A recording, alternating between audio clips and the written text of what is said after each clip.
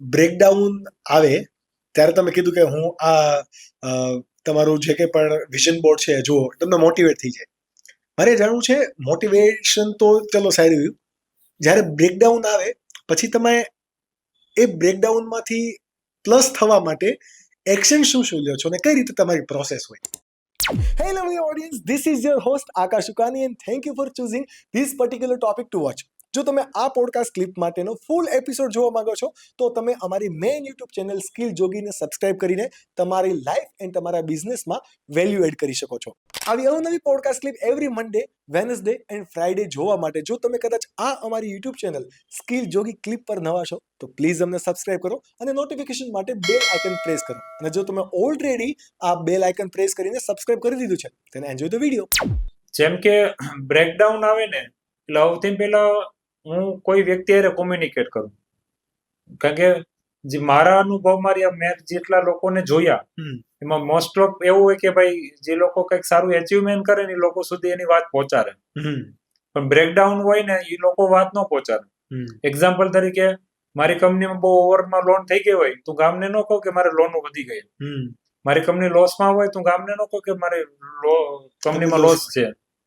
તો બ્રેકડાઉન ને લોકો ઓછા શેર કરે અને મેં એમાં ઉલટું કર્યું, બ્રેકડાઉન પહેલા શેર કરવાનું. તો જ્યારે બિઝનેસની અંદર બ્રેકડાઉન આવે ને તો મારી નજીકમાં 10-15 લોકો એવા છે કે એનું કમી વસ્તુ જો શેર કરું ને તો એ મને ત્યાંથી ન સાંભળે કે ભાઈ હવે આમાં નેક્સ્ટ શું આગળ શું કરવું એમ.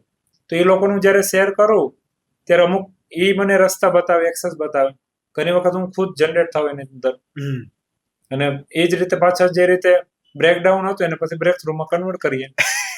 અને બ્રેકડાઉન એ તમારા કોઈ પણ બિઝનેસ માટે બ્રેક થ્રુ માટે તો ખૂબ જરૂરી છે. અને અમે જેટલા પોડકાસ્ટ બનાવ્યા અત્યાર સુધીના એપિસોડ અને જેટલા લોકોને સાંભળ્યા છે અત્યાર સુધી મોટિવેશનમાં કે પછી કોઈ પણ નેટવર્કિંગ પ્લેટફોર્મ પર, તો એમનું એવું જ કેવું હોય કે everything happens for a reason.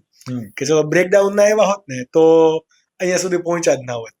પણ તમે જે મને વાત કીધી કે 2007 ની અંદર તમે તમારો બિઝનેસ સ્ટાર્ટ કર્યો, 2008 ની અંદર મંદી આવી, એ પેલું ટેક્સટાઇલ વાળો આ મંદીની અંદર હજી તમે બિઝનેસ સ્ટાર્ટ કરતા હતા, એ એક સ્થિતિ હતી. અને ત્યાર પછીના ઘણા બધા ક્રાઇસિસ આવ્યા, જેમ કે કોરોના ક્રાઇસિસ, 2024 ની અંદર વર્લ્ડ વાઇડ જે કંઈ પણ રિસેશન ચાલે છે. તો આ બે પરિસ્થિતિને તમે કઈ રીતે જોવો છો કે મંદી શા માટે આવી એ નહીં, પણ મંદી આવી તો શું કરી શક્યા તમે? મંદીમાં તમારાથી શું નવું થાય?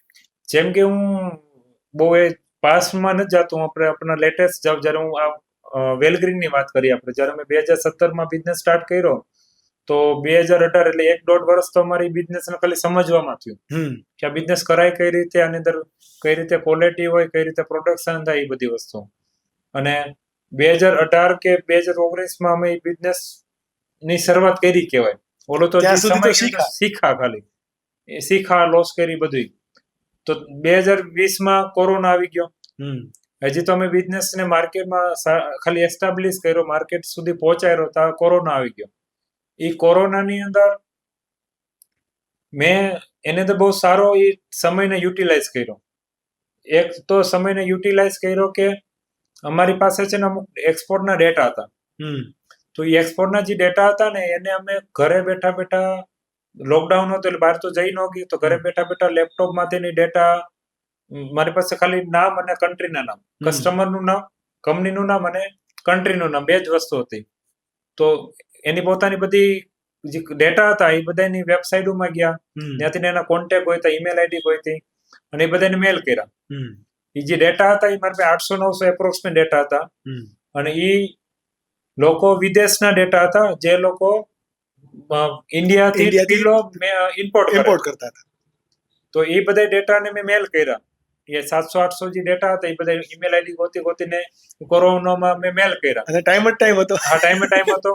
અને મેલ કર્યા તો એમાંથી અમુક લોકો ઇન્ટરેસ્ટેડ હતા, અમુક લોકો એ વાતચીત થઈ, અને એમાંથી અમારે પહેલો ઓર્ડર યુએસએ નો એક્સપોર્ટ નો ઓર્ડર આવ્યો કોરોનામાં. ઓકે. તો અમારી એક્સપોર્ટ ની શરૂઆત છે ને લોકડાઉનમાં થઈ. એમ આપત્તિ में ही आविष्कार का जन्म हुआ. જો કદાચ લોકડાઉન ન આવત ને તો આજ જે પણ અમે એક્સપોર્ટ ન કરતા હોત. લોકડાઉન આવ્યું તો અમે આજે 7 થી 8 કન્ટ્રીમાં એક્સપોર્ટ કરવા માંડ્યા.